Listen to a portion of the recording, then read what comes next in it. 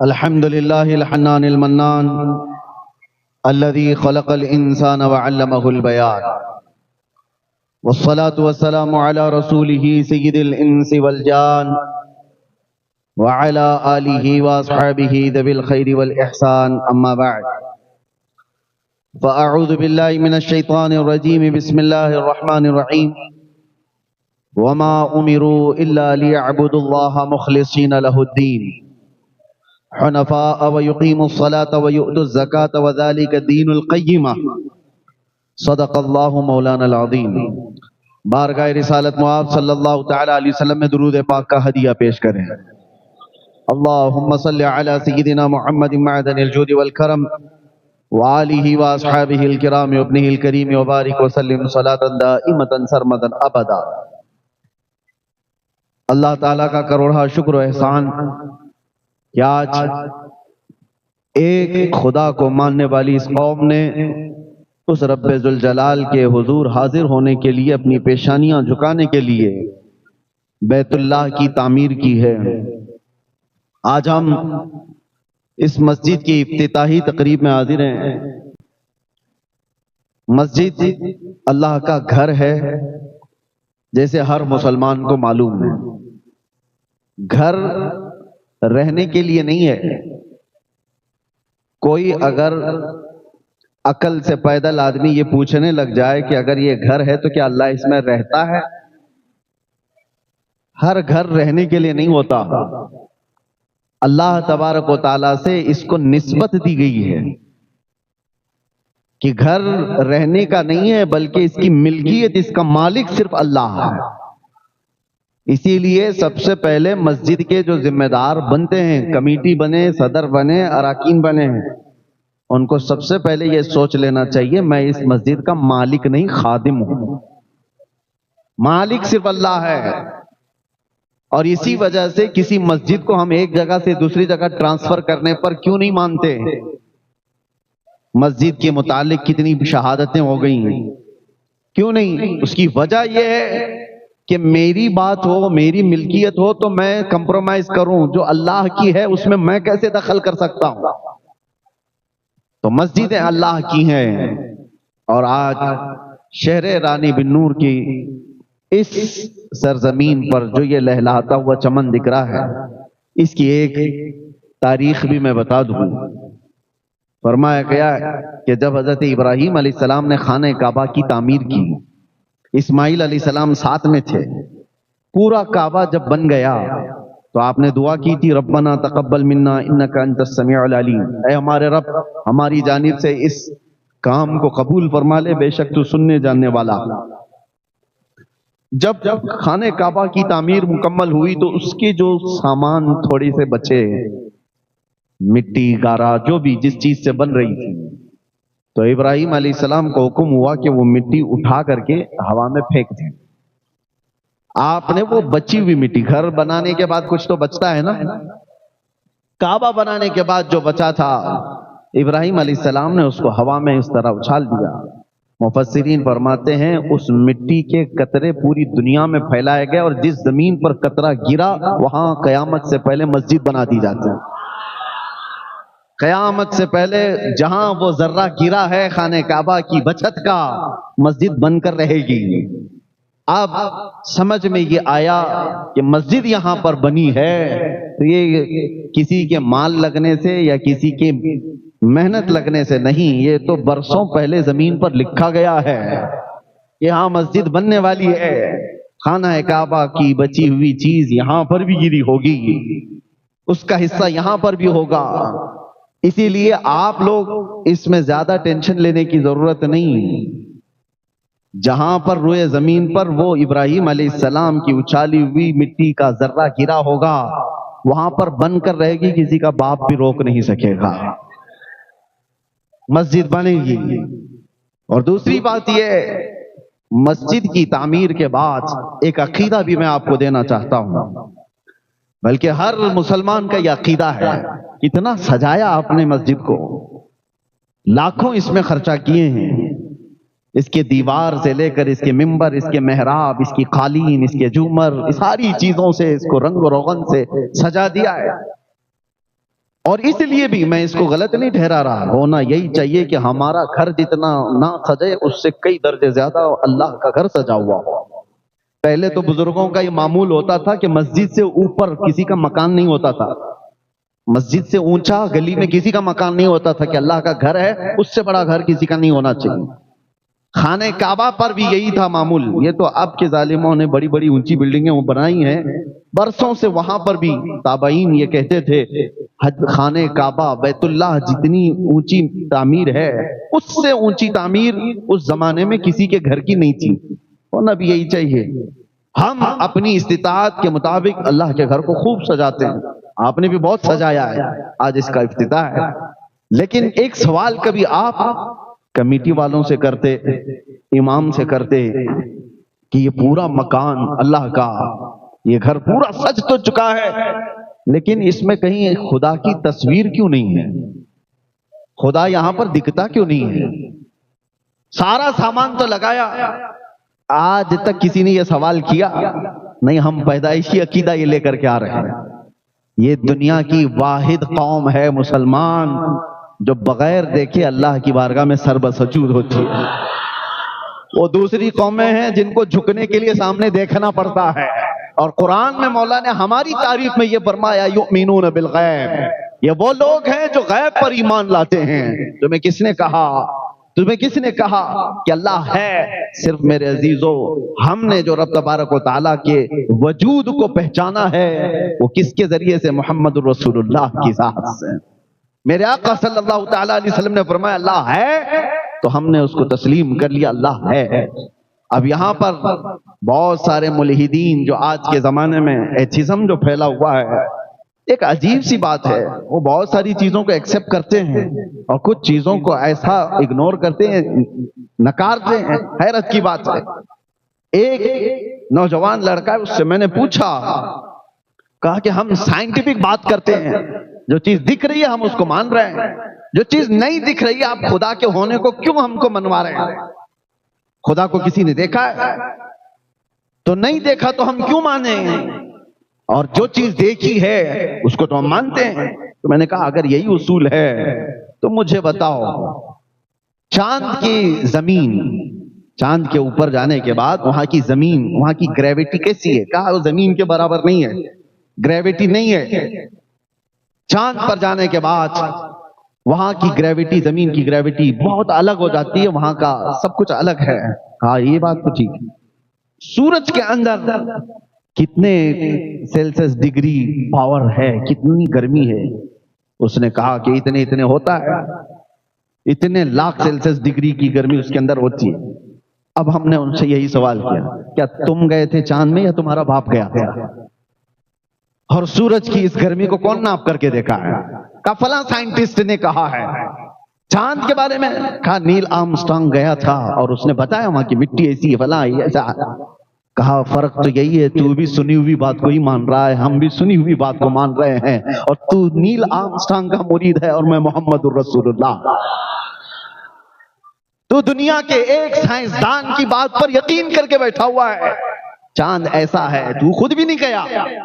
کہتا ہے کہ سائنس نے ترقی کی، سائنس بھی کسی کی بات پر ہی چل رہا ہے، وہ چاہے نیوٹن ہو، آئنسٹائن ہو، ڈارون ہو، ان کی جو تھیوریاں چل رہی ہیں، دنیا بڑی بیوقوف بن جاتی ہے۔ یہ لوگ بیٹھ کر کے ڈیبیٹ کرتے ہیں، ان سے پوچھو کیا یہ تھیوری تمہاری ہے، تم نے مشاہدہ کیا؟ کہ نہیں، فلاں سائنٹسٹ نے، فلاں سائنٹسٹ کی بات پر تو تجھے یقین ہے، اور ہمیں غوث و خواجہ کی بات پر کیوں نہ یقین ہو؟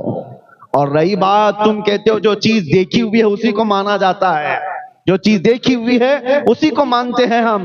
تم نے نہیں دیکھا کہ چاند کی زمین کیسی ہے، ایک سائنسدان نے دیکھا چاند کی زمین ایسی ہے، تم نے مان لیا، اور ہم سے کہتے ہو خدا نہیں دیکھا تو کیوں مانتے ہو؟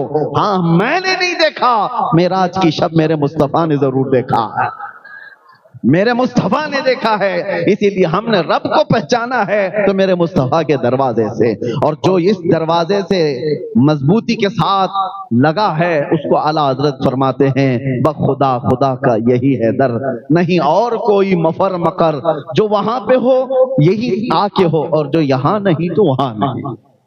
یہ ہے ہمارا طریقہ استدلال۔ رب تبارک و تعالیٰ کے وجود کے بارے میں وہ کسی اور ٹاپک پر یا کسی اور موقع پر عرض کریں، لیکن آج ہم اللہ کے اس مقدس گھر میں آئے ہیں۔ اے مسلمانوں، میں دلیل کے طور پر یہ نہیں کہہ رہا ہوں، ویسے تو دلیل کے متعلق جب بزرگان دین سے پوچھا گیا کہ آپ خدا کے ہونے پر یقین رکھتے ہیں، کیا دلیل ہے، انہوں نے تو بہت ایسی باتیں رکھی، کہا میں تو شہد کی مکھی کو دیکھ کر کے یقین رکھتا ہوں کہ اللہ ہے۔ کسی بزرگ نے کہا کیسے؟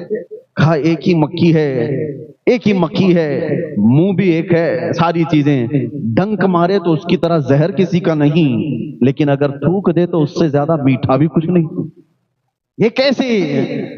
اور ایک دو نہیں، حضرت سفیان فرماتے ہیں کہ شہتوت کا درخت ہوتا ہے، اس کو ہرن بھی کھاتی ہے، شہد کی مکھی بھی اس کو چوستی ہے، اور اس کے علاوہ کئی جانور اس سے شہتوت کو کھاتے ہیں۔ شہد کی مکھی کھائے تو شہد دے، ہرن کھائے تو مشک اور نافع، اور بکری اور گائے کھائیں تو دودھ، سب ایک ہی چیز سے لے رہے ہیں، لیکن دینے والی چیزیں ان کے اندر بدل جاتی ہیں۔ کہا کہ تمہارے اندر، ایک بزرگ ہیں فرماتے ہیں کہ ہماری ذات میں ہی اتنی چیزیں ہیں اللہ کے ہونے پر، اللہ کی نشانیوں کے لیے۔ قرآن خود کہتا ہے وَفِي أَنفُسِكُمْ أَفَلَا تُبْصِرُونَ، تمہاری ذات میں میری نشانیاں ہیں، دیکھتے کیوں نہیں؟ ایک روٹی کا ٹکڑا، ایک روٹی لے کے آؤ، ہاں اس پر سب کا کنٹرول ہے۔ اگر گیہوں کی روٹی ہے تو کسان نے بویا ہوگا، فصل اگایا ہوگا، کٹائی کیا ہوگا، اس کے بعد بازار میں گیہوں آئے ہوں گے، وہاں تک بھی کتنے گیہوں آپ کو خریدنا ہے وہ آپ کا اختیار ہے، 1 کلو لینا ہے، 2 کلو لینا ہے آپ لوگ، آٹا باریک پسوانا ہے، موٹا پسوانا آپ کا اختیار ہے، آٹے کے بعد روٹی بڑی بنانا ہے، چھوٹی بنانا ہے آپ کا اختیار ہے، تیل والی بنانا ہے، سوکھی بنانا ہے آپ کا اختیار ہے، روٹی بیل کر کے بنانا ہے، ہاتھ سے مار کے بنانا ہے آپ کا اختیار ہے۔ روٹی پوری بن گئی، لقمے 4 کر کے کھانا ہے کہ 6 کر کے کھانا ہے آپ کا اختیار، سب یہاں تک تو تمہارا اختیار۔ چبا کر کے نگل جانے کے بعد اس روٹی سے گوشت کتنا بننا ہے، خون کتنا بننا ہے، پیپ کتنا بننا ہے، اس میں تمہارا کوئی اختیار نہیں۔ کون بناتا ہے؟ اس ایک روٹی سے گوشت بھی بنتا ہے، خون بھی بنتا ہے، اور فضلہ بھی بنتا ہے، جسم کی جو ضروریات ہیں، منی کے قطرے بھی بنتے ہیں۔ ایک روٹی خون کیسے بناتی ہے، منی کا قطرہ کیسے بناتی ہے، گوشت کیسے بناتی ہے، اور ماں کے سینے میں دودھ کیسے بناتی ہے، یہ تمام چیزیں ایک روٹی۔ پتہ یہ چلا جب تک منہ سے باہر ہے میرا کنٹرول ہے، منہ کے اندر جانے کے بعد خالق کائنات کے نظام میں چلا جاتا ہے۔ یہ ہماری ذات میں موجود نشانی ہے، ہماری ذات کے اندر ہمارا کنٹرول نہیں ہے۔ اور کیا آپ نے کبھی محسوس کیا خون اور دودھ کتنے اپوزٹ لگتے ہیں، نہ ان کی رنگت میں کوئی مشابہت ہے، دیکھنے میں کوئی مثل لگتا ہے، ایک لال اور ایک سفید، نہ خوشبو میں ہے، دونوں میں کوئی میل جول ہے، خون کی بو الگ ہے، دودھ کی بو الگ ہے، نہ دیکھنے میں، نہ سونگھنے میں، نہ چکھنے میں کوئی ذرا برابر بھی ان کے اندر مشابہت نہیں۔ خون چکھ کر کے دیکھ لو، دودھ چکھ کر کے دیکھ لو، زمین آسمان کا فرق ہے۔ اس کے بعد اثر میں بھی ارے دودھ کچھ اور بنا دے گا، خون کچھ اور کر دے گا، دونوں بہت ڈیفرنٹ۔ لیکن آپ کو پتا ہے قرآن کہتا ہے یخرج من بطونها شراب مختلف الوانها وفيه شفاء للناس، اللہ تبارک و تعالیٰ فرماتا ہے من بین فرث ودم لبنا خالصا سائغا للشاربین۔ 3 چیزیں، ایک دودھ، ایک خون اور ایک گوبر، 3 اپوزٹ چیزیں دکھ رہی ہوں گی آپ۔ اور اللہ قرآن میں 14ویں پارے میں فرماتا ہے گائے کو دیکھو، بکری کو دیکھو، دودھ کہاں سے بنتا ہے، سائنس کے بچے ہوں تو تحقیق کر کے معلوم کریں، ریسرچ کریں، دودھ جہاں سے نکلتا ہے اللہ فرماتا ہے خون اور گوبر کے بیچ سے نکلتا، خون اور اس کے گوبر کے بیچ سے دودھ کو نکالا جاتا ہے۔ قرآن میں رب تعالیٰ فرماتا ہے من بین فرث و دم لبنا خالصا، خالص دودھ ہم گوبر اور خون کے درمیان سے نکالتے ہیں، سائغا للشاربین، پینے والوں کو خوشحال کر دیتا ہے۔ دودھ جب آتا ہے نہ اس میں خون کا مزہ ملتا ہے، نہ رنگ آتا ہے، نہ بو آتی ہے، نہ گوبر کا رنگ ہے، نہ مزہ ہے، نہ کوئی چیز۔ یہ دونوں چیزیں ذرا برابر بھی دودھ کو اثر نہیں کرتی۔ تم بھی اپنے ہاتھ میں لے کر کے دودھ یا ایک پیالے میں لے کر کے بیٹھو اور دوسرا پیالہ گوبر کا، تیسرا پیالہ خون کا، اور اس کے بعد تینوں کو ملا کر دودھ اس میں سے نکال کر کے دکھا دو، تب تمہاری قدرت پتہ چل جائے گی۔ ایک پیالے سے میں دودھ کو ان غلاظتوں سے الگ نہیں کر سکتا، اگر ان غلاظتوں سے کوئی الگ کر سکتا ہے تو وہ ایک ہی طاقت ہے، رب ذوالجلال۔ اللہ تبارک و تعالی ان غلاظتوں سے بھی پاکیزگی کو نکالتا ہے، اور یہ اس کی قدرت کے دلائل میں سے ہے۔ قرآن عظیم میں اللہ نے فرمایا، اور پھر طاقت و قوت کی بات، دنیا بہت کچھ آج ترقی کر چکی ہوگی، یہ گھاس پھوس سے نکل کر کے اب آسمان سے بات کرنے والے عمارتوں میں آ گئے۔ لوگوں نے یہ سوچ لیا کہ اب اڑنے والے طیارے، پرندے کی شکل میں جیٹ، ساری چیزیں ہم نے بنا لی ہیں۔ دنیا کو ہم نے گھنٹوں میں نہیں منٹوں میں طے کرنا شروع کر دیا۔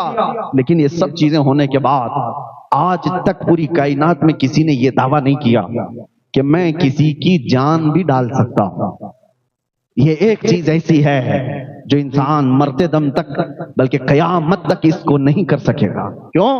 قرآن میں اللہ تعالیٰ فرماتا ہے کہ یہ انسان کی بات تو چھوڑو، رب تبارک و تعالیٰ یہ فرماتا ہے وَمَا قَدَرُ اللَّهَ حَقَّ قَدْرِهِ، اللہ تعالیٰ فرماتا ہے کہ لَن يَخْلُقُوا ذُبَابًا وَلَوِ اجْتَمَعُوا لَهُ، سارے انسان مل جائیں تب بھی وہ ایک مکھی نہیں بنا سکتے، ایک مکھی نہیں بنا سکتے۔ لَن يَخْلُقُوا ذُبَابًا، قرآن کا لفظ میں کہہ رہا ہوں، وَلَوِ اجْتَمَعُوا لَهُ، سارے لوگ مل کر کے اس پر کوشش کر لیں تو ایک مکھی نہیں بنا سکتے جو جان ڈالنا ہے اس کے اندر، جاندار چیز کو نہیں بنا سکتے۔ تمہارے اندر جو جان ہے یہ اللہ کی نشانی ہے، اور موت یہ اللہ کی نشانی ہے۔ اس سے بڑی نشانیاں کیا ہو سکتی ہیں؟ موت اور حیات اللہ کے ہونے پر دلیل ہے۔ ہر بیماری کو ڈاکٹر صحیح کر سکتا ہے، مرنے کے بعد کیوں نہیں صحیح کرتا؟ چند سانسیں کیوں نہیں دے سکتا؟ ارے میرے عزیزو، تاریخ میں موجود ہے ایک بہت بڑا امیر زادہ، کوریا کا رہنے والا، جو حکومتوں کو خرید لیا کرتا تھا، ملین نہیں بلین ڈالرز کا مالک، لیکن بیمار ہوا۔ یہ 2012 اور 14 کی بات میں عرض کر رہا ہوں۔ ایک بہت بڑی ٹیلی فون کمپنی کا مالک دنیا میں، جس نے پورا ہنگامہ مچا رکھا تھا، بیمار ایسا ہوا کہ بستر پر گرا۔ جانتے ہو پر ڈے اس کو ڈاکٹر دیکھنے کے لیے جو آتے تھے 1 کروڑ کا خرچہ تھا، 1 کروڑ پر ڈے۔ سارے لوگ مل کر 6 سال تک اس کو بستر سے اٹھانے کی کوشش کرتے رہے، اور 6 سال میں کتنے کروڑ جا چکے ہوں گے؟ کروڑوں۔ لیکن 6 سال کے بعد دنیا کے ٹاپ لیول کے ڈاکٹرز نے اپنی عاجزی کا اعلان کیا اور کہا کہ صاحب ثروت جنہوں نے کئی 100 کروڑ کے خرچ کر چکے، ان کی سانسیں بند ہو چکی، ہم نہ بستر سے اٹھا سکے نہ ایک سانس زیادہ دے سکے۔ ہمارے زندگیوں میں جو سانسیں چل رہی ہیں خدا کے ہونے کی نشانی ہے، وہ رب ہے۔ امام اعظم ابو حنیفہ رحمۃ اللہ تعالی علیہ کی بارگاہ میں نہیں، امام جعفر صادق رضی اللہ تعالی اہل بیت کے بڑے امام، آپ کی بارگاہ میں ایک شخص آیا، بہت آزاد خیال تھا، کیسے ہو سکتا ہے خدا کون ہے؟ آپ نے کچھ نہیں، جواب دینے کے ائمہ کے انداز الگ الگ ہیں۔ آپ نے کہا کبھی سمندر کا سفر کیا؟ کہا ہاں میں نے کیا ہے۔ کیا کبھی سمندر کا خوفناک سفر بھی دیکھا؟ سمندر کے سفر اچھے بھی ہوتے ہیں، بہت سخت بھی ہوتے ہیں، خوفناک بھی ہو جاتے ہیں۔ اس نے کہا میری زندگی میں ایک سفر اتنا ڈینجر ہے کہ اس کو بھول نہیں سکتا۔ کہا کیا ہوا تھا بتا؟ کہا جہاز تو نکل چکا، اچانک طوفانوں کے بیچ گر گیا ہمارا جہاز، اور جتنے اس پر کیپٹن تھے، ملاح تھے، ایک کے بعد دیگرے سب مر گئے، ڈوبتے چلے گئے۔ جہاز میں پانی اتنا آیا کہ کوئی سنبھال نہ سکا، سب گر گئے، مر گئے، اور جہاز ٹوٹ کے بکھرا۔ تو میں نے پہلے تو یہ سوچا تھا کہ یہ ملاح کسی طرح نکال لیں گے، نہیں وہ سب مر گئے۔ تو جہاز کے سوچا کہ یہ کسی طرح تیر کر باہر آ جائے گا، جہاز ٹوٹ گیا۔ ایک تختہ بچا تھا، میں اس تختے پر آ گیا اور اس تختے پر لیٹا رہا۔ تھوڑی دیر کے بعد اس تختے نے بھی ساتھ چھوڑ دیا، میں گر گیا سمندر میں اور اپنے آپ کو موجوں کے حوالے کر دیا۔ پھر ہوا یہ کہ میں غشی کے عالم میں تھا، کنارے لگ تو گیا، ہوش آیا تو میں زندہ تھا، اٹھ کر کے آ گیا، اور اس کے بعد وہ خدا کے ہونے کا یقین نہیں رکھنے والا بندہ تھا۔ اس وقت امام جعفر صادق نے کیا پوچھا، یہ ہماری اور آپ کی زندگیوں میں آنے والی بات میں عرض کر رہا ہوں۔ انہوں نے کہا اچھا ٹھیک ہے، سمندر کے سفر پر جب تو تھا، پہلے تو سمندر میں چل نہیں سکتا تھا، سمندر میں پیدل جا نہیں سکتا تھا، تو کیا کیا تو نے؟ جہاز کو لے لیا۔ یہ جہاز پر تیرا بھروسہ تھا کہ سمندر پر میں نہیں چل سکتا، جہاز لے کر جائے گا۔ جہاز پر سوار ہوا تو جہاز جب ہچکولے کھانے لگا تو تیرا یقین کس کے اوپر آ گیا؟ اللہ پر، کیپٹن ہے، چلا لے گا، نکال لے گا۔ لیکن جب وہ ڈوبنے لگ گئے، تب پھر تیرا یقین جہاز کے ان تختوں پر ہوا کہ یہ ڈوبیں گے نہیں، کسی طرح اس پر سوار ہو جاؤں گا۔ جہاز سے یقین بڑھ کر ملاح پہ آیا، ملاح سے بڑھ کر کے ٹوٹے ہوئے تختوں پر آیا، تختے پر بھی تو لیٹا ہوا چل رہا تھا۔ جب تختہ بھی چلا گیا اور تو سمندر کے حوالے ہوا، اس وقت بتا تیری کیا کیفیت تھی؟ اس وقت تیری کیا کیفیت تھی؟ تو کیا سوچ رہا تھا؟ کیونکہ جتنے سہارے تھے سب نکل گئے، جہاز تھا وہ بھی چلا گیا، ملاح تھا ڈوب گیا، تختہ تھا چلا گیا، لاسٹ کچھ نہیں تھا، سمندر کے حوالے اپنے آپ کو کیا۔ اس وقت تیری سوچ کیا تھی؟ وہ کہتا ہے میری سوچ یہ تھی کوئی تو ایسی طاقت آئے جو مجھے یہاں سے بچا لے۔ امام جعفر صادق کہتے ہیں جو تیری روح نے پکارا اسی کا نام اللہ رب العزت ہے۔ جو تیری ایسی کیفیت میں یاد آ جائے سمجھ لے وہی اللہ کی ذات ہے۔ جہاں سارے سہارے ختم ہو جائیں، سارے امیدیں ٹوٹ جائیں، وہاں پھر جس چیز کی یاد آتی ہے وہ رحمان و رحیم ہے۔ میرے عزیزو، یہ ہم نے زندگیوں میں تجربے کے طور پر بھی دیکھا ہے، جب سارے لوگ چھوٹ جائیں، آخری جو امید ہے اسی امید کو کہتے ہیں، اسی یقین کو کہتے ہیں اللہ کی ذات۔ اللہ کی ذات، یہاں سے بندہ پھر اتنا پاورفل ہوتا ہے۔ ابھی میں آپ کو بتاؤں مسجد میں بیٹھے ہیں، یہ چھت لگی ہے، چھت کس پر کھڑی ہے؟ چھت تو پلر کے اوپر ہے، دیواروں کے اوپر ہے، لیکن ابھی اگر کوئی بتا دے کہ کریک ہو گئی، چھت گر سکتی ہے، تو آپ کیا کریں گے؟ بھاگ کر کے باہر نکل جائیں گے، یہی ہوگا۔ چھت پلر والی چھت گر رہی ہے تو بھاگ کر کے کہاں جاتے ہیں؟ آسمان کے نیچے جس کا کوئی پلر ہی نہیں ہے، اس کا کوئی پلر ہی نہیں، پورا آسمان، کہیں پلر ہے؟ عجیب یقین ہے تمہارا، یہ پلر والی چھت پر یقین نہیں ہے کہ یہ بلڈر کا بنایا ہوا ٹوٹ سکتا ہے، وہ رب العالمین کا ہے، کبھی نہیں ٹوٹے گا۔ اس یقین کا نام ہے خدا وحدہ لا شریک کا ہونا۔ تمہارا یقین بتاتا ہے، تمہارا یقین، تم بچنے کے لیے بھاگتے کہاں ہو؟ بھاگتے وہی ہو، یہ بے اختیار ہے، کوئی کہتا نہیں ہے تمہیں، یہ بغیر تمہارے، یہ فطرت میں اللہ نے تمہارے ڈال رکھا ہے، فطرت میں ڈال رکھا ہے۔ میرے عزیزو، بہت سارے ایسے ہیں، ہر بچے کو سکھایا نہیں جاتا آگ گرم ہوتی ہے، برف ٹھنڈا ہوتا ہے، فطرت میں اللہ اس کے ڈالا ہوا ہے۔ کیا سب کو سکھایا آپ نے؟ ہر بچے، کسی بچے کے ساتھ اتفاق ہو گیا، آگ کے قریب آیا تو اس کو بتا دیا ہوگا، لیکن ایسا ہوتا نہیں عام طور پر کہ وہ بھی کلاس لی جاتی ہے، آگ کتنے سیلسیس گرم ہوتی ہے، یہاں انگلی نہیں لگاتے، وہاں نہیں لگاتے۔ ارے یہ سینس ہے جو ہر انسان کے اندر آتا ہے، ہر انسان کے اندر آتا ہے۔ اور یہ بھی آپ بتاؤ، میں آپ سے پوچھتا ہوں، کہیں کوئی کورس کیا ہے آپ نے کہیں پر، کسی اسکول میں، یونیورسٹی میں، کالجز میں، کہ خوشبوئیں دنیا میں کتنی ہیں اور بدبوئیں کتنی ہیں؟ اس پر کسی نے کورس کیا ہے کیا؟ کوئی کورس کیا ہے؟ آپ مجھے بتانا کہیں پر بھی کوئی ریسرچ ہوا ہے؟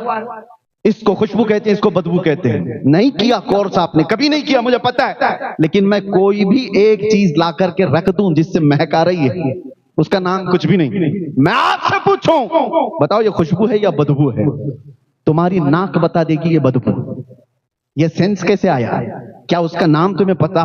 کہیں ریسرچ کیا ہے کہ اس کو بدبو کہتے ہیں؟ نہیں، تمہاری طبیعت اس کو ایکسپٹ نہیں کر رہی ہے، یہ میری طبیعت پر بوجھ بن رہی ہے، دماغ پر بوجھ بن رہی ہے، یہ بدبو ہی ہے۔ اسی کی جگہ اگر میں کوئی اچھی والی خوشبو لا کر کے رکھ دوں، نام کچھ نہیں، میں آپ سے کہوں بتائیے کیا ہے یہ سونگ کر، وہ کہے گا کچھ تو ہے لیکن خوشبو ہے۔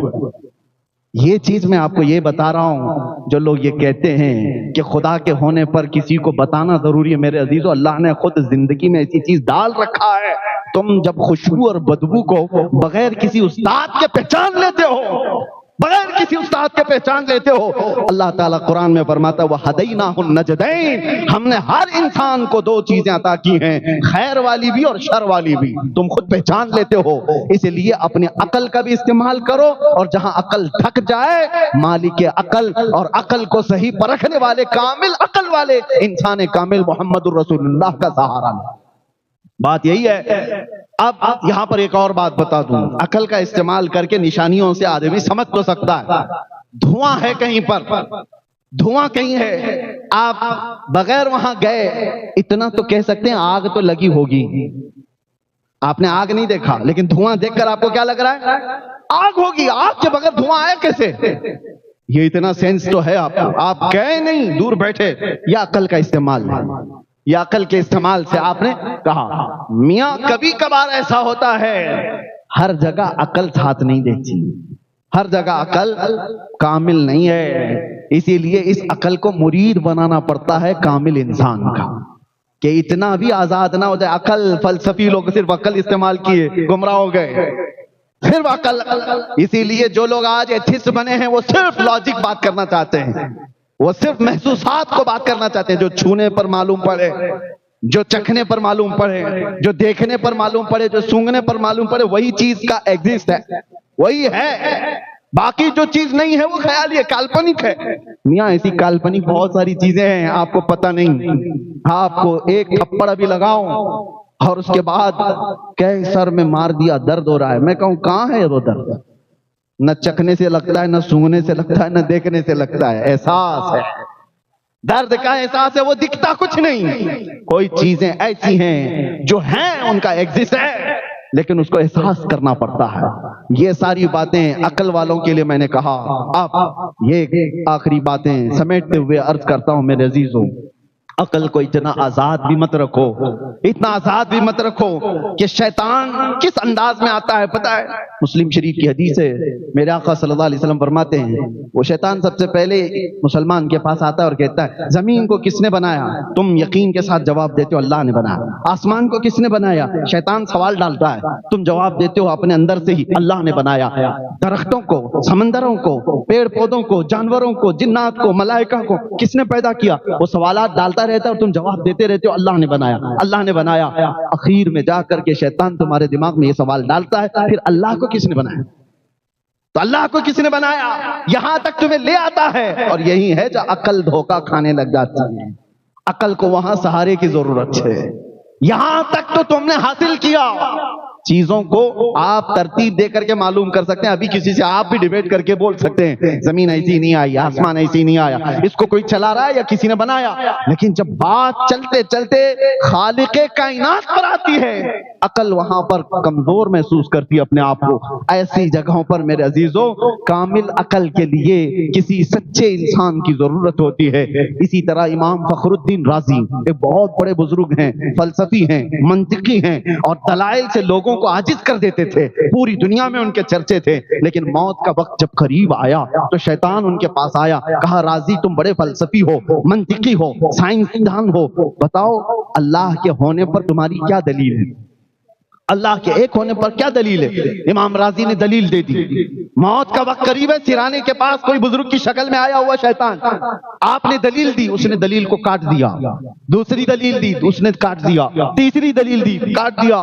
اور شیطان بھی بڑا علم والا ہے، 360 دلیلیں انہوں نے اللہ کے وجود پر دی. ہم کہاں سے دے پائیں گے؟ 360 دلیلیں دی اللہ کے ایک ہونے پر اور اللہ کے وجود پر. جب اخیر میں عاجز آ گئے، ایمان ڈگمگانے جیسا لگا، آدمی پھر سوچنے لگتا ہے پھر ہے یا نہیں. میں جو کہہ رہا ہوں ہر چیز کا یہ سامنے والا توڑ نکال رہا ہے، تو پھر میں اپنی بات میں پکا ہوں یا نہیں؟ شک پیدا کر دیتا ہے شیطان. اس وقت جانتے ہو کیا چیز ساتھ آئی؟ فخر الدین رازی بیعت کیے ہوئے تھے نجم الدین کبریٰ. سلسلہ چشتیہ کے بڑے بزرگ ہیں اور صاحب دل بزرگ، صاحب کشف اور پیر و مرشد زندہ تھے. مرید کے یہ حالات دیکھ رہے تھے بڑی دور سے، وضو فرما رہے تھے اور دیکھا نہ گیا اپنے مرید کی جانکنی کے وقت کے یہ حالات. وہیں سے پکار کر کہا راضی تو کس سے بحث کر رہا ہے؟ وہ ابلیس لعین ہے جو تیرے ہر سوال پر، ہر دلیل پر کاٹ کرے گا. اس سے صرف اتنا کہو میں اپنے خدا کو بغیر دلیل کے ایک مانتا.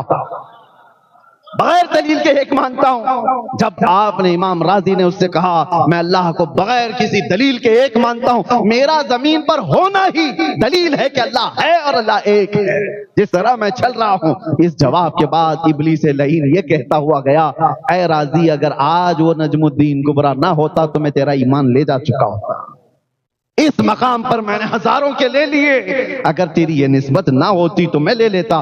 پتہ یہ چلتا ہے کہ عقل ایک جگہ آ کر کے عاجز ہو جاتی ہے، اس کے بعد پھر ہمیں سہارے کی ضرورت ہوتی ہے، اور اسی لیے ہم اپنے زمانے کے مشائخ کے ہاتھ پر ہاتھ دے کر بیعت اس لیے کرتے ہیں کہ ہمارے پیر ہمارے شیخ جو ہیں، لیکن یہ تو سلسلہ لگا ہوا ہے مصطفیٰ کی ذات۔ اسی لیے اعلیٰ حضرت نے فرمایا کسی کا پیر کامل نہیں تو اس کا پیر کامل ہوگا، اس کا نہیں تو اس کا پیر کامل ہوگا، ارے اس کا نہیں تو اس کا، کہیں تو جا کر اوپر کامل پیر ہوگا۔ اور یہ سلسلہ ہے، چین ہے، کرنٹ ہے، ایک جگہ بٹن لگا دو تو کرنٹ نیچے تک تو آ ہی جائے گا، اس لیے یہ سلسلہ ہوتا ہے۔ بہرحال دو باتیں میں نے آج آپ کے سامنے عرض کی ہیں، ایک عقل کا استعمال کر کے اللہ کے ایک ہونے کی دلیلیں بہت بندے حاصل کر سکتے ہیں، دوسرے عقل جہاں عاجز آ جائے، انسان کامل کا سہارا محمد الرسول اللہ کی ذات۔ ہم نے اللہ کو ایک مانا ہے، اللہ کے وجود کو مانا ہے تو کسی سائنسدان کے بتانے سے نہیں، میرے آقا کے بتانے سے، اللہ کے رسول نے بتایا۔ اب بہت سارے ابھی 2-3 دن پہلے ایک نان مسلم ہے، وہ مجھ سے سوال کر رہے تھے، کہا کہ ہمارے پنڈت جی کہتے ہیں یہ سورگ نورگ یہ سب چیزیں بنائی ہوئی ہیں، کالپنک ہے، کچھ ہے نہیں، کسی نے دیکھا ہے کیا؟ جنت ہے، دوزخ ہے، یہ سب دھرموں نے اپنے اپنے بنایا ہوا ہے۔ تو ہم نے کہا کہ وہ ظاہر سی بات ہے ان کے لیے کالپنک ہے، ان کے لیے کالپنک ہے کیونکہ وہ دیکھے نہیں ہیں، لیکن بہت ساری چیزیں ان سے میں پوچھتا ہوں، ان سے پوچھو نیوزی لینڈ کا ویدر کیسا ہے؟ وہ بہت ٹھنڈا ہے۔ کہا گئے تھے؟ نہیں، کسی نے بتایا۔ ارے میاں یہ بھی کالپنک ہے، کسی کا سن کر کے ہی تم بتا رہے ہو، نیوزی لینڈ کا ویدر ایسا ہے، امریکہ کا ویدر ایسا ہے، ہر جگہ گئے تو نہیں، معلومات لیے بیٹھے ہو، کس سے لیے ہو؟ کوئی تو سورس ہے، اور جو بتایا ہوا اس پر تمہیں اتنا یقین ہے۔ کسی نے کہہ دیا کہ نیوزی لینڈ میں بہت ٹھنڈی ہے، مان لیا، امریکہ میں گرمی ہے، مان لیا، اور تم جب انسانوں کی بات مان لیتے ہو، ہم نے دیکھا میرے آقا نے فرمایا اللہ رب العزت رحمان ہے، ہم نے مانا، اللہ کے رسول نے کہا وہ رحیم ہے، ہم نے مانا، اللہ کے نبی نے کہا وہ مالک الملک ذو الجلال والاکرام ہے، ہم نے مانا۔ فرق صرف اتنا ہے کہ تم چلتے پھرتے آوارہ لوگوں کی مانتے ہو، ہم کائنات کے مالک و مختار کی مانتے ہیں۔ تم جن کی مان کر کے پوری دنیا میں چل رہے ہو، تمہیں ویدر بھی پتا ہے، ماحول بھی پتا ہے، امریکہ میں لوگ کیا کھاتے وہ بھی پتا ہے، گئے نہیں، سن کر کے تمہیں پتا ہے۔ اسی طرح میرے عزیزو، جو ہم تو جنت گئے نہیں، ہم تو دوزخ دیکھے نہیں، لیکن میرے مصطفیٰ معراج کی شب گئے ہیں، جنت بھی دیکھا ہے، دوزخ بھی دیکھا ہے، آ کے انہوں نے حالات بتایا، تو پھر ہم کیوں نہ مانیں؟ اس لیے مانتے ہیں کہ بمصطفیٰ برساں خیش کے دی ہماؤس۔ اقبال نے کہا اپنے آپ کو رسول اللہ کے قدموں تک پہنچا دے، یہی دین ہے، کرباؤ نہ رسیدی تمام ابو لہبی، اگر ان کی بات نہیں مانا تو زندگی ابو لہب کی طرح۔ بات سمجھ میں آ گئی؟ ہم حضور پاک صلی اللہ تعالیٰ علیہ وسلم کی ذات پر یقین کرتے ہوئے ہم یہ ساری چیزیں لے کر چل رہے ہیں۔ باتیں بہت ساری ہیں، دلائل بہت ساری ہیں، لیکن اتنی بات میں آپ سے کہوں گا، پراؤڈ فیل کرو، فخر محسوس کرو کہ اللہ نے تمہیں اسلام میں پیدا کیا۔ پراؤڈ فیل کرو، سر جھکا کر جینے کا نہیں، سر اٹھا کر جینے کا موقع ہے۔ میرے عزیزو، کیا چیز کی کمی ہے تمہارے دین میں؟ اللہ نے تمہارے ان پیشانیوں کو ایرے غیرے نتو کھیرے کے سامنے جھکنے سے بچا رکھا ہے۔ ہر کسی طاقت کو دیکھ کر تم نہیں جھکتے، ارے تم تھوڑی نہ ہو چوہے پہ بھی جھک گئے، بلی پہ بھی جھک گئے، سانپ پہ بھی جھک گئے، ہاں جس کو طاقت میں دیکھا جھک گئے۔ نہیں، ہم طاقت کو دیکھ کر نہیں جھکتے، ہم صبح سے لے کر رات تک ایک ہی بات کہتے ہیں، اللہ اکبر، اللہ سب سے بڑا ہے، اللہ سب سے بڑا ہے۔ کیوں؟ ہم آئے تھے دنیا میں تو کان میں سب سے پہلے یہی کہا گیا تھا، اللہ اکبر، اور جب دنیا سے جا رہے ہوں گے جنازہ رکھ کر کے بھی امام صاحب کیا کہیں گے؟ اللہ اکبر، اللہ سب سے بڑا ہے۔ یہ مسلمان ہے جس کا عقیدہ ہے۔ ہر کسی کے سامنے اللہ نے تمہاری پیشانی کو جھکنے نہیں دیا۔ یہ کتنی عزت والی بات ہے، اللہ نے تمہیں محترم رکھا ہے، مقدس رکھا ہے، اور پاک اتنا رکھا کہ حلال و حرام کی تمیز دنیا میں دوسرے جگہوں پر کہیں نہیں ہے۔ آپ کیا ہیں؟ آپ کیا؟ جو بھی انسان کی فطرت کو میل نہیں کھاتی وہ تمہارے لیے جائز نہیں رکھا گیا۔ تمہیں ایسا نہیں رکھا گیا کہ تم پیشاب بھی پی لو، پخانہ بھی کھا لو، شراب بھی، ہر غلاظت، نہیں، تم انسان ہو، اور جو دنیا کیا سمجھتی ہے شراب کیوں نہیں پی سکتے، وہ باقی ساری جو شراب پینے والا ماں اور بیوی میں فرق نہیں کر سکتا، بیٹی اور بہن میں فرق نہیں کر سکتا، اس کی عقل معوف ہو جاتی ہے۔ اور اسی لیے اسلام نے ہر ایسی چیز سے بچا رکھا ہے جو انسانیت کے اقدار سے گرا دیتی ہو، انسان کو انسانیت کے اخلاق سے گرا دیتی ہو۔ میرے عزیزوں، ایک ابھی واقعہ میرے پاس آیا ہوا ہے، ابھی ممبئی کی سرزمین پر ایک باپ نے اپنی بیٹی سے کئی مرتبہ زنا کیا۔ کیسے ہو سکتا ہے؟ اس کو گرفتار کیا گیا، ابھی بہت روتا ہے، مارا پولیس نے، بہت کچھ کیا، بہت لمبے کیسوں میں گیا، لیکن کنٹینیو روتا ہے۔ کہا کیسے؟ کہا نہیں، میں اپنی بیٹی سے بہت پیار کرتا ہوں، محبت کرتا ہوں، مجھ سے کیسے ہو گیا پتہ نہیں، میں نہیں کرنا چاہتا تھا، ہوا۔ ارے ایک بار نہیں، دو بار نہیں، کئی بار، اور جب حد سے تجاوز کر گیا تو یہ معاملہ سامنے آیا۔ باپ اپنی بیٹی سے، بعد میں ریزن، وجہ معلوم کی گئی، جب بھی یہ معاملہ وہ کرتا تھا تو نشہ میں دھت ہو کر کرتا تھا۔ یہی چیز ہے، رب نے تمہیں محفوظ رکھا ہے، تم اپنے پیٹ سے، اپنے پشت سے پیدا ہونے والی بیٹی کی عزت کو تار تار کر سکتے ہو، تو پھر دنیا کہاں محفوظ رہے گی؟ شراب کو اللہ تعالیٰ نے کتنا تم سے دور رکھا، اور تاش کے پتے، آج بہت سارے لوگ یہ سمجھتے ہیں یہ گیمبلنگ تو ایک ہمارے لیے فیشن کی بات ہے، تم کیا سمجھتے ہو؟ جوا، سٹا، یہ ساری چیزوں میں جو لوگ بھی ملوث ہیں، کان کھول کر کے سنو، میرے آقا صلی اللہ علیہ وسلم نے فرمایا کہ جو جوا وغیرہ کھیلتا ہے، اگر وہ مسجد میں آ کر وضو بھی کرتا ہے تو گویا کہ خنزیر کے خون سے وہ وضو کر رہا، وہ اتنی غلاظت میں پڑا ہوا ہے کہ وضو بھی کرنے آتا ہے تو اپنے ہاتھ پیر کو خنزیر کے خون سے رنگ رہا ہے۔ یہ ساری، یہ بیڈنگ ہو، جو کچھ بھی، یہ سب اسلام نے تمہارے لیے نہیں رکھا، پاکیزہ دین ہے، پراؤڈ فیل کرو، فخر محسوس کرو۔ ارے گٹر نالی والے نہیں ہو، کچرے والی کوئی عید نہیں ہے تمہاری، جب بھی عید بھی آئے تو دیکھو تمہارے جسموں سے خوشبو مہکنے لگتی ہے، اوپر سے نیچے غسل سے ملبوس، اچھے کپڑوں میں ملبوس، عمدہ عطر میں، یہ سارے لوگ، ایسا لگتا ہے بہت سارے دوسرے لوگ بھی کہتے ہیں فرشتوں کی جماعت اتری ہوئی لگتی ہے۔ خوشیوں میں بھی اللہ تعالیٰ نے تمہیں پاکیزہ رکھا۔ دنیا خوشیاں منائے، ابھی 31 نائٹ، جانتے ہو آپ صرف انڈیا کے 5 اسٹیٹ کی بات بتا، 5 شہروں کی بات، ممبئی، کلکتہ، بنگلور، دلی، اور اس طرح کے 5 بڑے میٹروپولیٹن جو سٹیز ہیں، ان میں ایک رات میں 1700 کروڑ کی شراب پی گئی، ایک رات کی بات کر رہا ہوں۔ یہ عید منانے کا طریقہ ہے دنیا کا، میری کرسمس کہہ کر کے کتنی میریوں کی عزت لوٹ لی جاتی ہے، کتنوں کے ساتھ عام ہو جاتی ہے باتیں۔ تمہیں اللہ نے ہر چیز سے پاک رکھا ہے، کچرے سے بھی پاک رکھا ہے، ہر جگہ جھکنے سے بچا رکھا ہے، زبان پر تمہارے کیا جائے کیا نہ جائے وہ بھی پاک رکھا ہے۔ اور آپ بتاؤ، مرسیڈیز کار لیو ہو، مرسیڈیز کار، اور اس میں مٹی کا تیل، چمنی تیل ڈال کے چلاؤ گے، چلے گی؟ ارے اس کی عزت کی تار تار کر دیا تم نے، کب تک چلے گی؟ گھاسلٹ ڈال کر چلا رہے ہو۔ جو عمدہ گاڑی تھی اس کو اس کے شایع نشان کمپنی والے نے جو کہا تھا وہی پیٹرول ڈالتے، گاڑی بہت لمبی لانگ لائف چلتی، تم نے دوسری چیزوں کو رکھا تو گویا کہ اپنے اس گاڑی کو برباد کیا ہے۔ اسی طرح بلا تشبیہ بلا تمثیل، تمہیں کیا کھانا ہے کیا نہیں کھانا ہے وہی بتائے گا جس نے تمہیں پیدا کیا، وہ بہتر جانتا ہے کہ ہمارے لیے کون سی چیز ہے، حلال چیزیں، پاکیزہ چیزیں اس نے ہمارے لیے رکھ دیا، حرام کو ہم سے دور رکھا۔ کیوں؟ تمہارے اخلاق اعلیٰ ہوں، تمہاری آنکھیں پاک ہوں، تمہاری زبان طہارت کے ساتھ ہو، جب تم بولو تو لوگوں میں اثر ہونے لگ جائے، جب تم دیکھو تو لوگ تمہاری طرف مائل ہو جائیں۔ یہ کب ہوگا؟ جب رب تبارک و تعالیٰ کی منشا کے مطابق تم اپنی زندگی بناؤ، باقی تم اپنی مرضی سے جینے لگ جاؤ گے تو یہ پاکیزہ دین کو چھوڑ کر تم غیر کی اور دوسرے اپنے آپ کو برائیوں میں ملوث کرنے کی کوشش کر رہے ہو۔ اے نوجوانوں، خاص طور پر آج کے اس پرفتن دور میں نوجوانوں سے کہتا ہوں، نشہ نے ہمارے محلوں کو برباد کر رکھا ہے۔ کتنے شہر ایسے جہاں میں جاؤں تو سب سے پہلے ہم سے کہتے ہیں کہ حضرت ہمارے علاقے کے بہت سارے نوجوان بچے نشہ میں ملوث ہو گئے ہیں، بیچتے یہ ہیں، ڈیلر یہ ہیں، کھاتے یہ ہیں، کراتے یہ ہیں، سب کچھ ان کے ذریعے سے ہو رہا ہے۔ مجھے درد ہوتا ہے، اس لیے میں کہہ رہا ہوں کوئی اور ہوتا تو مجھے اس سے کوئی غرض نہیں، کون کہاں سو رہا ہے، کون کہاں پڑھ رہا ہے، لیکن تمہارا نام تو محمد الرسول اللہ کی ذات سے جڑا ہوا ہے، میرے آقا کے نام سے تمہارا نام ہے۔ دنیا جب انگلی اٹھاتی ہے تو میرے نبی کے اخلاق پر اٹھا سکتی ہے، حضور کی غلامی پر انگلی اٹھا سکتی ہے۔ اس لیے اے نوجوانوں، اپنے آپ کو برباد نہ کرو، تمہارے پیچھے تمہاری مائیں روتی رہ جاتی ہیں، تمہارے پیچھے تمہاری بہنوں کی عزت اور کتنے لوگوں کی انتظار کی گھڑیاں ختم ہو ہونے لگ جاتی ہیں۔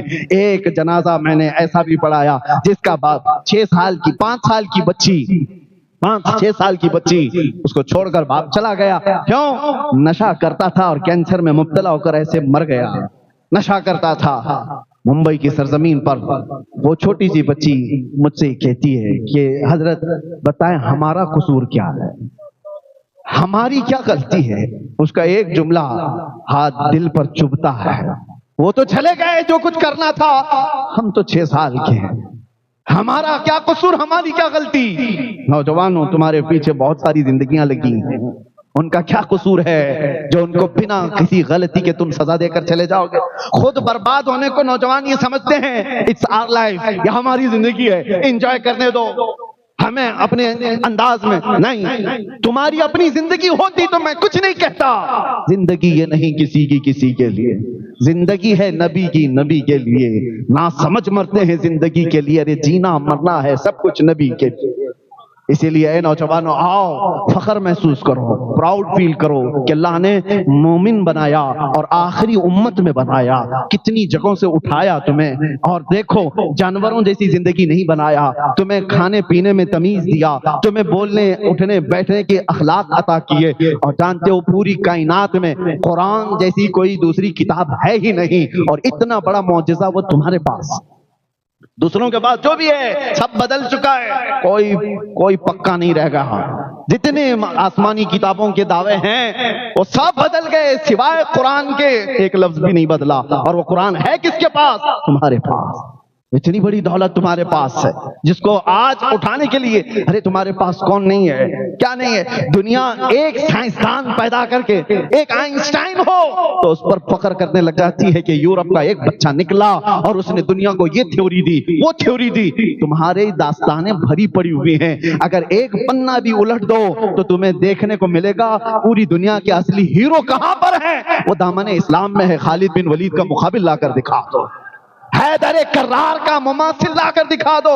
دنیا آج بھی حکومتیں چلانے کے لیے محتاج ہے عمر ابن خطاب کی سیاست کی، ابو بکر صدیق کی سیاست کی۔ انہوں نے جو سیاست کی پوری دنیا ان کی آج بھی محتاج ہے۔ ہمارے اس دیش کے موہن داس کرم چند گاندھی نے لکھا ہے، اگر دوسرے کوئی، انڈیا آزاد ہونے کے بعد یہ گاندھی کے الفاظ تھے کہ اگر دوسری کوئی مثال دے سکتا تو دیتا، لیکن کالپنک ہیں چیزیں، میں دیش چلانے کے لیے اگر کوئی مثال دے سکتا ہوں تو ابو بکر اور عمر کی دے سکتا ہوں، کہ انہوں نے ریئل کر کے دکھایا، امپلیمنٹ کر کے دکھایا۔ بہرحال میرے عزیزوں، وقت جمعہ کا ہے اور بہت طویل ہو چکا۔ آج میں نے آپ کا وقت زیادہ اس لیے بھی لیا کہ یہ سال کا پہلا جمعہ ہے اور 2026 کا پہلا جمعہ ہے، اور پہلا جمعہ آپ کی مسجد کے افتتاح بھی ہے۔ ایسی کوئی سوچی سمجھی پلاننگ سے ہم نے یہ تاریخ نہیں دی تھی، اتفاق کی تاریخ یہ خالی تھی اور اصحاب نے اس تاریخ کو رکھا، لیکن میرا یہ یقین کہتا ہے اس سال کی شروعات جمعرات اور جمعہ سے ہو رہی ہے۔ اللہ کرے کہ پورا سال برکتوں والا ہو، امت مسلمہ کا سال ہو جائے اور ہمارے لیے خیر و سعادت اور برکتوں والا ہو جائے۔